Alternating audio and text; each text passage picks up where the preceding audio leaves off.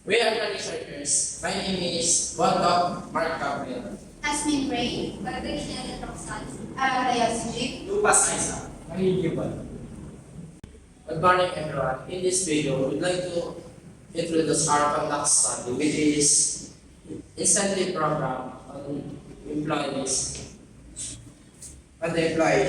performance in Jollibee Food Corporation in Centennial Town, Cavite. Introduction. Jollibee Food Corporation Centennial Town, Cavite aims to improve workforce performance through employee incentive programs. It investigates the impact of this program on work quality and performance, analyzing existing initiatives and gathering employee data. By correlating incentive structures with performance metrics, the research seeks to optimize the effectiveness of these programs. Ultimately, it aims to develop recommendations for enhancing productivity, efficiency, and overall performance among employees. Research question. How did Jollibee Foods Corporation incentive program affect employee motivation and satisfaction? A. Which type of incentive most effectively enhance employee performance in a company? 3. How do employees perceive the fairness and transparency of Jollibee's incentive programs? 4. How do individual difference, example, job role, tenure, impact the effectiveness of incentive programs on the employees' performance? 5. What are the main barriers to implementing effective incentive programs at Jollibee, and how do they affect employee performance? Methodology. Qualitative research is a process of naturalistic inquiry that seeks an in-depth understanding of social phenomena within their natural settings. It focuses on why rather than the what, or social phenomena, and relies on the direct experience of human beings as meaning-making agents in their everyday lives. Qualitative research is often seen of delving into individual cases, including first-hand account and experiences, because it aims to understand phenomena from a holistic and contextual perspective. Unlike quantitative research, which focuses on numerical data and statistical analysis, qualitative research prioritizes depth over breadth. This approach allows researchers to explore complex issues in great detail, capturing the richness of human experiences, emotions, and interactions. A case study is an in-depth study on one person, group, or event.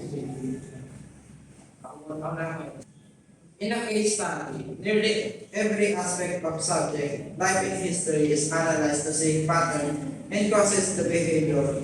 Case study can be used in many different fields, including psychology, medicine education, anthropology, political sciences. Resulting discussion. Insight gathered from employees' feedback shed light on their perspective regarding Jollibee Reward program. The majority of respondents expressed satisfaction with receiving discounts and gifts, indicating a preference for a tangible incentive that continue to cause saving and encourage repeat visit. Furthermore, employees at Centennial Cavite are being motivated because of the incentive program and policies of their company. Moreover, the mention of yearly bonuses resonate positively with employees, signaling the significance of financial incentive in fostering loyalty and engagement in workers. 2. The diverse perspective of respondents regarding the most effective incentive programs underscore the multifaceted nature of employee motivation and engagement, while some emphasize the importance of customer-centric rewards program aimed at fostering loyalty and retention throughout initiatives such as loyalty cards and associated rewards. Other prioritize employee-centric benefits that enhance job satisfaction and productivity. Furthermore, The recognition of incentive for suggested selling and yearly bonuses reflects the varying preferences among employees for immediate financial rewards and a long-term incentive tied to performance and tenure. 3. Employee feedback regarding the influence of incentive programs on work performance highlight the positive correlation between incentive and enhanced productivity, customer engagement, and sales performance. The acknowledgement incentive motivating employees to be more active at work underscore the intrinsic link between employee satisfaction, business outcomes, emphasizing the roles of incentive in driving performance and success.